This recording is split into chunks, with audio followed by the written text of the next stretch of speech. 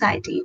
This includes providing education to underprivileged children, healthcare and medical facilities to the needy, including an initiative known as the Nirogi Mahila Abhiyan. These are special teams run by women doctors providing medical services and checkups for women. Mrs. Lodha is also a published author of 11 books of several topics. One of her books, Paramveer, a War Diary, was presented to various personalities, including her Prime Minister Mr. Modi and Home Minister Mr. Amit Shah. Mrs. Lodha has received a number of awards, and the Times of India has recently published a book on her journey, All That I Am, at the hands of the Governor of Maharashtra. Mrs. Lodha, it's an honor to have you with us. Thank तो you. तो आप हमें आपके किताब के बारे में कुछ जानकारी दीजिए. This is my book, Manju, that I am all that I am. Means मैं क्या हूँ, मेरी पूरी जीवन का जो भी मेरे जीवन का इतिहास है, मेरे जन्म से लेकर अभी तक का, वो इस किताब में लिखा हुआ है, जो कि मैं आपको 10 मिनट में नहीं बता सकती हूँ. लेकिन मैं तो आपको एक कविता के माध्यम से अपनी बात कहती हूँ कि बचपन से देखा करती थी एक ख्वाब, बुना करती थी एक स्वप्न जाल, कि बड़ी होकर मैं भी कुछ बनूंगी, अपनी एक अलग पहचान बनाऊंगी. पर क्या इतनी समझ न थी, उलझी उलझी सोच थी. गांव की नदी में अक्सर देखा करती थी चेहरा अपना, हवा के झोंकों की तरह लहरों पर बनता बिगड़ता प्रतिबिंब अपना. फिर लहरों की भांति मैं भी हिरनी सी छलांग लगा लेती, अपने बचपन को जीने लगती और गुल्ली डंडा खेल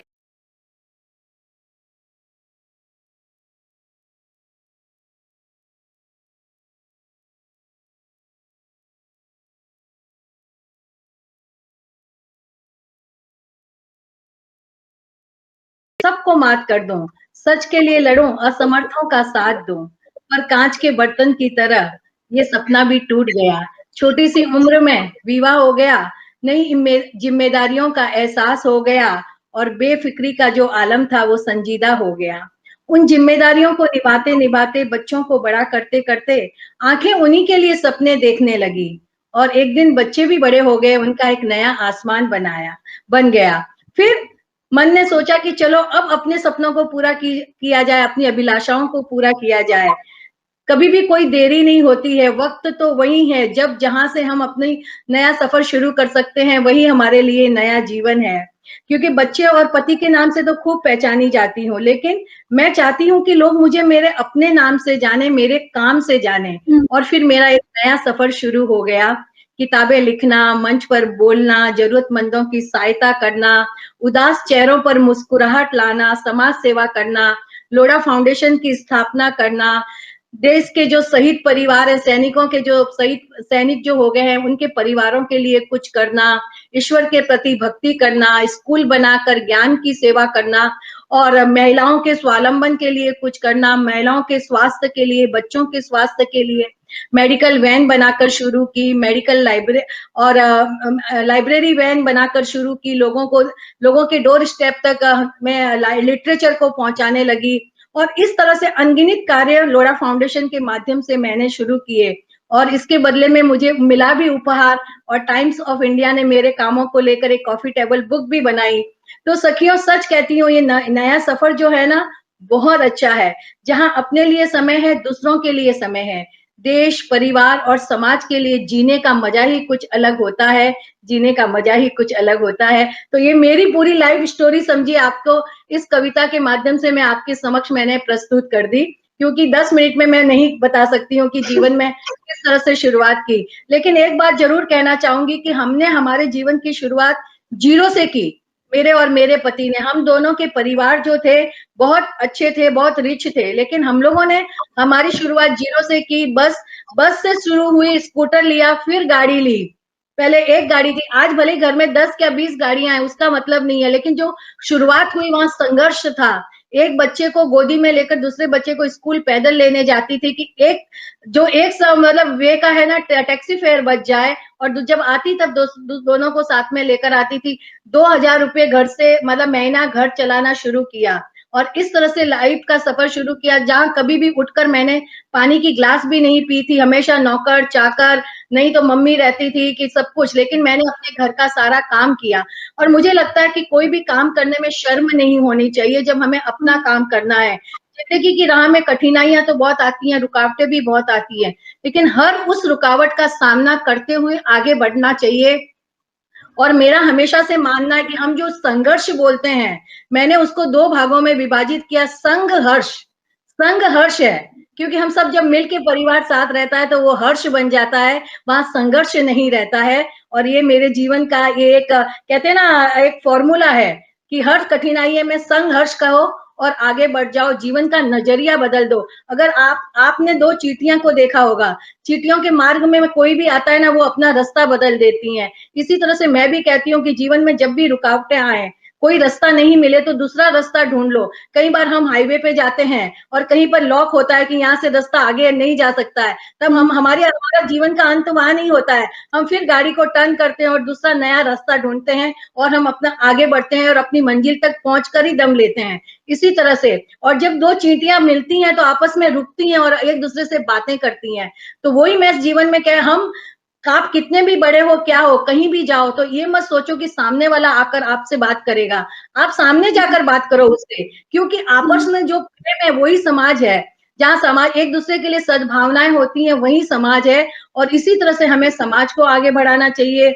और आज महिला अंतर्राष्ट्रीय दिवस जैसे हम मना रहे हैं, मेरा मानना है कि 365 दिन ही महिलाओं के होते हैं। और महिला सशक्तिकरण का सही मायने यह है कि जब आप खुद आगे बढ़िए, लेकिन आप सबको साथ में लेकर आगे बढ़िए। अकेला आदमी कुछ नहीं कर सकता, आप तो बढ़ो, लेकिन सबको जब आप साथ लेकर बढ़ोगे ना, तो उसका मजा ही कुछ अलग है, वो जीने का मजा ही कुछ अलग होता है। कि मैं इत्र से महकूं ये आरजू नहीं है, तमन्ना बस यही है कि मेरे किरदार से खुशबू आए। और हमेशा मैंने यही कोशिश की है कि मैंने कुछ जो जीवन में सिखा है मैं सबके साथ बांटूं। मैं अपने अंदर रखना नहीं चाहती हूँ, मुझे भी कुछ भी नहीं आता था लाइफ में, लेकिन धीरे धीरे एक एक कदम करके मैंने आगे बढ़ाया।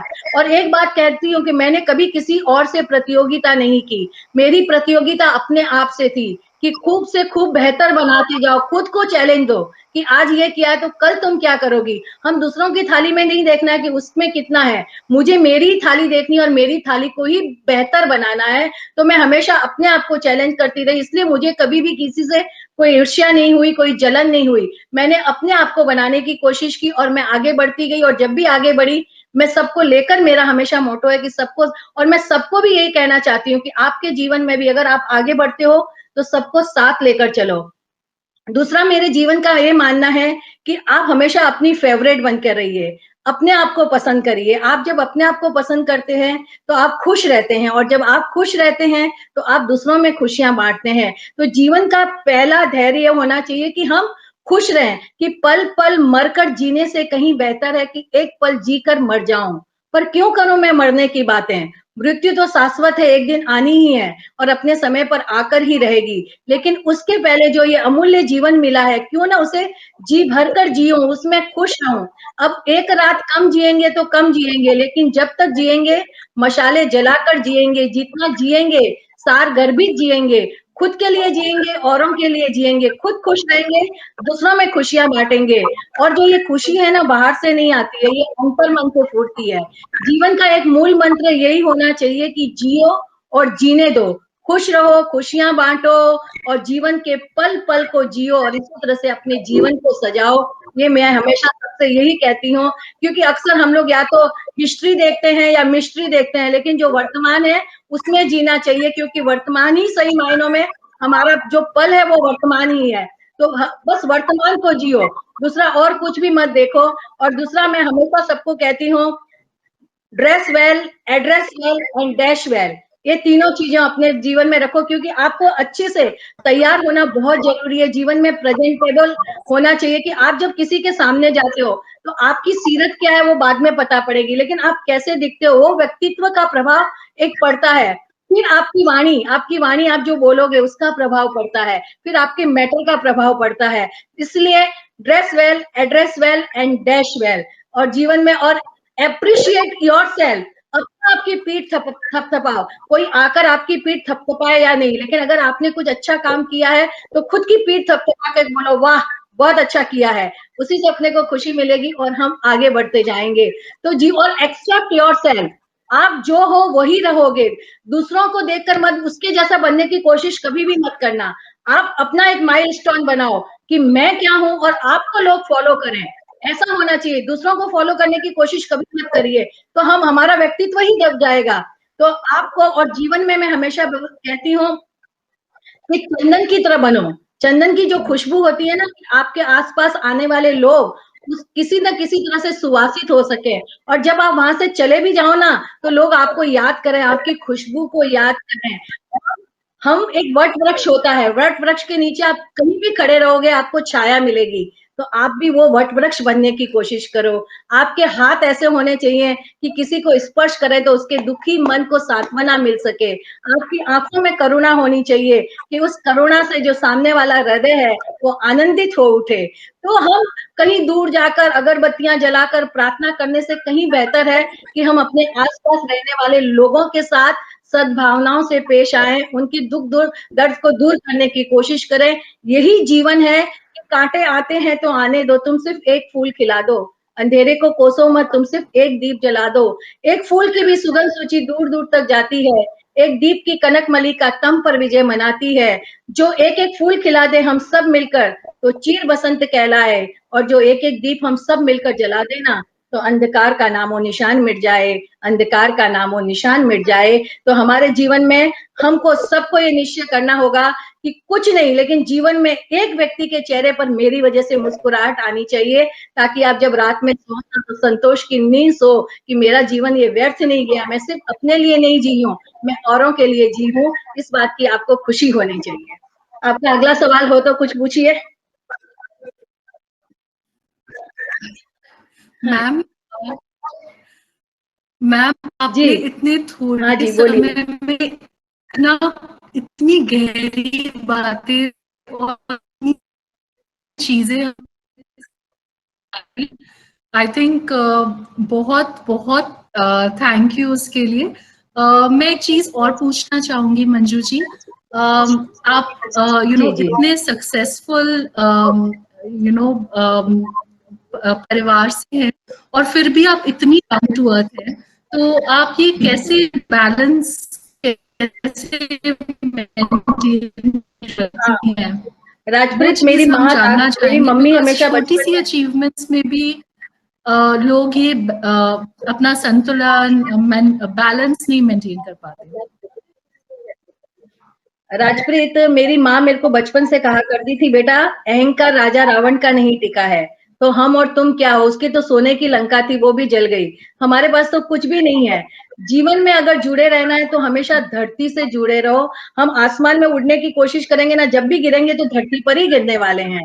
और उस समय जिनके साथ हमने बुरा व्यवहार किया है ना, वो हमको वही मिलने वाले हैं। तो क्यों ना हम सबके साथ अच्छा व्यवहार करें। अच्छे व्यवहार करने में क्या जाता है कि ऐसी वाणी बोलिए मन का आपा खोए, औरन को शीतल करे, आप हु शीतल हो जाए। तो जीवन में ये मीन्स आपके पास है क्या। मुझे तो कई बार ऐसा लगता है कि हम किस बात का गर्व करते हैं। भगवान ने तो आपको कुछ प्रयोजन देकर भेजा है। आपका देखिए, लोहे का एक टुकड़ा होता है ना, 100 रुपए में मिलता है। घोड़े की नाल बनाते हैं तो उसका 500 रुपया हो जाता है। और जब आप उसको सुई बनाते हैं तो उसकी कीमत हजारों में होती है। लेकिन जब आप उसको घड़ी का स्प्रिंग बैलेंस बनाते हैं ना, तो वो लाखों में करोड़ों में बिकने लगती है। मीन्स लोहे का टुकड़ा एक ही है, लेकिन आपने उसको क्या मायने दिया है वो आपके जीवन में आप दे सकते हो। क्योंकि जब आप जन्मते हो आपका जीवन एक कोरा कागज होता है, लेकिन फिर आप उसको अपने रंगों से, अपने मनपसंद रंगों से आप उसको चित्रित करते हो। फिर या तो वो हुसैन का करोड़ों में बिकने वाला चित्र बन जाता है, या फिर एक मामूली सा गिट पिट वाला चित्र बन जाएगा। तो हमें तय करना है कि हमारा जीवन कैसे बनाना है। आज भी मेरी बचपन की सहेलियां वही हैं, आज भी हम साथ में मिलते हैं। ये स्टेटस और ये कोई मायने नहीं रखता, ये सब ठीक है, आना जाना है सब कुछ, लेकिन आदमी को हमेशा ऊपर वाले से डरना चाहिए। ऊपर वाले ने किसी के अंदर अन्याय नहीं किया है, किसी में भेदभाव नहीं किया है, तो हम कैसे कर सकते हैं। हमें हमेशा समता, और देखिए मैं जैन हूँ और मैं जैनिज्म बहुत पढ़ती हूँ।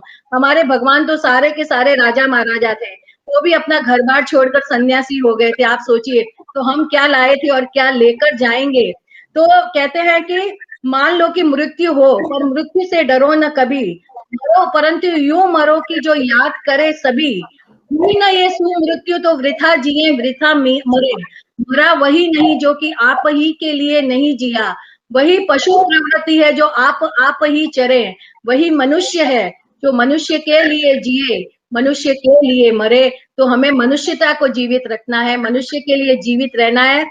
हर वो छोटी छोटी चीज करें जिससे किसी दूसरे के चेहरे पर मुस्कान आ सकती है। भगवान सिर्फ मंदिर में नहीं होता है, भगवान हर जगह होता है।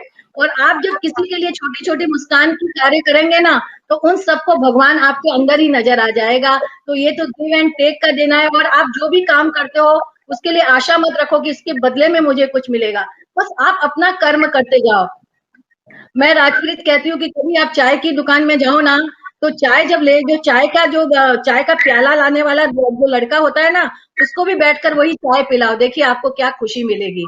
मैं आपको मतलब कहीं नीचे आप लिफ्ट में जा रहे हो, एक लिफ्ट मैन को ये कहना चॉकलेट पकड़ा दीजिए, उसके चेहरे की खुशी को आप महसूस करिए और फिर आप अपने अंदर वही खुशी को महसूस करिए। इसके लिए बहुत सारा करोड़ों रुपया नहीं चाहिए, लाखों रुपया नहीं चाहिए खुशियां बांटने के लिए। ये छोटी-छोटी चीजें जब अगर आप करोगे ना, किसी को आइसक्रीम का प्याला खिला दीजिए। मैं कई बार लोनावला जाती हूँ अपने फार्म पे, तो वहाँ जितने वॉचमैन वगैरह होते हैं, सबके लिए आइसक्रीम का प्याला दे देती हूँ। तो उनकी चेहरे की खुशी अलग होती है। आपने क्या किया, 1000 रुपया खर्च किया, लेकिन आपने कितने चेहरों को मुस्कुराहट बांट दी। तो ये छोटे-छोटे कार्य करते हैं, और इस दुनिया में कोई भी इतना गरीब नहीं है जो किसी और को कुछ नहीं दे सकता है। तन, मन, धन, आप किसी भी माध्यम से किसी न किसी को कुछ दे सकते हैं, और ये हमें देने की ही आदत डालनी चाहिए, क्योंकि जो है ना, मांगने से कुछ नहीं मिलता है, देने से ही पाओगे। और जितनी ही हरियाली बांटोगे ना, उतने ही हरे हो जाओगे। तो इसके लिए वो हरा बनने की कोशिश करो आप लोग। Hello hello. Thank you ma'am. Ma'am आपने हम सबके चेहरे पे मुस्कुराहट भर दी, and I would like to thank you. Ma'am आपने हम सबके चेहरे पे मुस्कुराहट भर दी है, and I would like to thank you. And ये कॉन्वर्सेशन मन तो नहीं करता है कि हम एंड करें, बट हमें टाइम का ध्यान रखना होगा, बिकॉज आज हमारे next speaker is ready back stage. And ma'am हम रिक्वेस्ट करेंगे कि सेची इस प्लेटफॉर्म के साथ आप दोबारा आए और हम आपको सुने for a longer time, and we will definitely arrange. And I would request you कि आप कंटिन्यू करिए इस सेशन पे, नेक्स्ट स्पीकर को भी सुनिए, you can be available for to talk to you. So thank you ma'am, thank you so much.